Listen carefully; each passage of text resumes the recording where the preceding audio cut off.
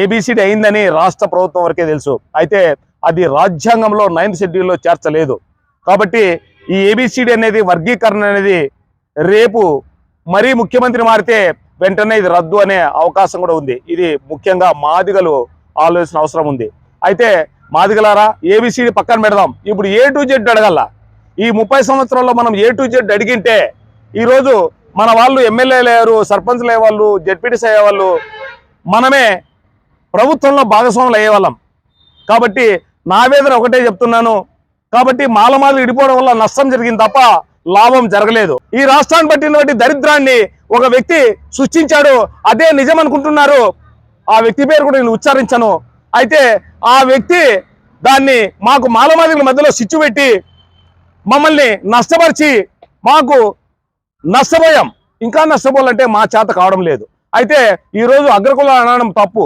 వారికి మాకు ఎటువంటి విభేదాలు లేవు, ఆస్తి తగాలు లేవు, వారితో మాకు ఎటువంటి ఏది కూడా మాకు వాళ్ళకు విభేదాలు ఎక్కడ కనిపించలేదు. అయితే మాలో మాకే సిచ్చు పెట్టి ఈరోజు మాలంటే మాదిగలంటే ఏదో రకమైన శత్రువులు మాది తయారయ్యారు. కాబట్టి ఈరోజు నేను చెప్తున్నది ఒకటే, ఈ రాష్ట్రంలో ఎందుకు మాదిగలు రాజ్యం గురించి మాట్లాడడం లేదు, ఆలోచన చేయడం లేదు, ఆ స్పిరిట్ ఎందుకు రాలేదు వీళ్ళకు? ఈరోజు ఈ రాష్ట్రంలో ఇంకా అడుక్కొని తిందాం, ఇంకా భిక్షం అడుగుదాం, అయ్యా మాకు అది ఇది ఏది చెయ్యరయ్యా, మీరు ఇప్పటికైనా తెలుసుకోండి, ఇప్పటికైనా మారండి.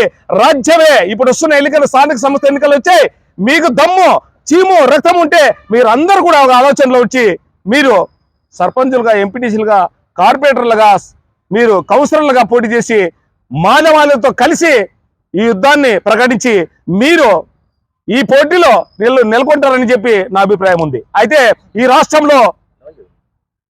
రాష్ట్రంలో ఖచ్చితంగా ముగ్గురు మాల వ్యక్తులు, మాల కులస్తులు, మాల సామాజిక వర్గం వ్యక్తులు, చదువుకున్న మేధావులు. అయితే ఈరోజు విజయ్ కుమార్ సార్ గారు, అదేవిధంగా జడా శ్రావణ్ గారు, అదేవిధంగా ఇంకొక ఆయన, వాళ్ళు ముగ్గురు వచ్చి రాజ్యమే రాజ్యమే రాజ్యమే రాజ్యమే.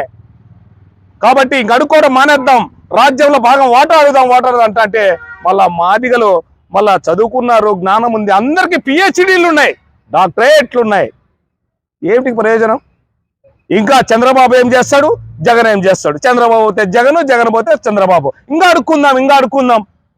ఇదేనా మన పరిస్థితి? మన పిల్లల గురించి ఆలోచన చేసిన అవసరం లేదా? మన పిల్లల భవిష్యత్తు గురించి ఆలోచన చేసిన అవసరం లేదా? కాబట్టి ఇప్పటికైనా మీరు మారండి.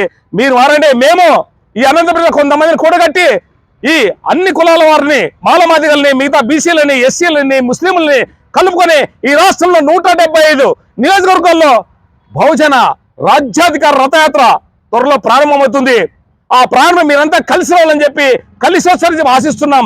కాబట్టి ఇంకా అడుక్కోవడం మానేద్దాం, ఇంకా చైతన్యమయ్యాం, ఇంకా అన్ని విషయాలు తెలుసు మనకు. నువ్వెంత మాట్లాడే వాట్ ఈజ్ వాట్ అది మాట్లాడే ఇంగ్లీష్ కూడా వస్తుంది మనకు అంతో.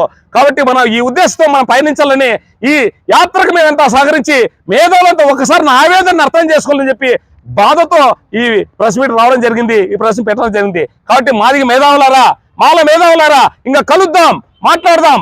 2029కి మనం తాడో పేడో తెలుసుకుందాం. ఇంకొద్దు, ఇంకా మాట్లాడమొద్దు, మోసపూరిత మాటలు నమ్మద్దండి. మోసం చేసేవాళ్ళు చాలా మంది అయ్యారు, కుట్రలు కుతంత్రాలు పడుతున్నారు మన వాళ్ళని. ఇప్పటికీ వదిలే ప్రసక్తి లేదు, ఇంకా కుట్రలు కుతంత్రాలు పడుతున్నారు. ఇకనే వాళ్ళ విషయాల్లో, వాళ్ళ ఎత్తుగడలు మనం తిప్పికొట్టాలంటే మనం ఏకం కావాలా. బీసీలు కలుపుకోవాలా, ఎస్సీలు కలుపుకోవాలా, ముస్లింలు కలుపుకోవాలా.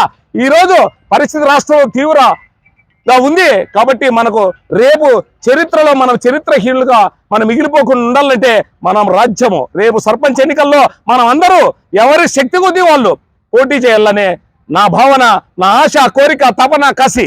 కాబట్టి మీరందరూ ఆ ఉద్దేశంతో ఈ ఉద్యమానికి సహకరిస్తారని చెప్పి మాలమాదిగలో ఉన్నటి లీడర్లకు, అదేవిధంగా బహుజన్ లీడర్లకు, బీసీ లీడర్లకు, ఎస్సీ లీడర్లకు, ముస్లిం లీడర్లకు అందరూ కూడా ఇంకా అడుక్కోనే మానేద్దాం, మన హక్కులు మనం సాధించుకుందాం. దానివల్ల వచ్చేది రాజ్యమే రాజ్యమే రాజ్యమే, ఓటే ఓటే ఓటే. ఆ ఓటు ఒకటి మారితే ఖచ్చితంగా వాళ్ళలో భయం పుడుతుంది, వణుకు పుడుతుంది. ఒక రథాన్ని తయారు చేస్తున్నాం, ఆ రథం తొందరలో ఊరి మధ్యలో నిలబెడతాం. మీ అందరూ ఆశీర్వదించి ఆ రథాన్ని ఈ 175 నియోజకవర్గాల్లో తిప్పి మన బాధని, మన ఇదిని, మన వాళ్ళంతా కలిపి చైతన్యపరిచి ఆ యుద్ధాన్ని, ఆ ఎన్నికల యుద్ధాన్ని మనం ఆ సమరాన్ని ముగించాలనే ఉద్దేశంతో మీరు కలిసి రావాలని చెప్పి, మాలమాదిగలు శత్రువులు కాదు, మన అన్నదమ్ములు, అనే ఉద్దేశంతో మనం సమాజంలో ముందుకెళ్ళని చెప్పి తెలియపరుస్తున్నాను. జై భీమ్.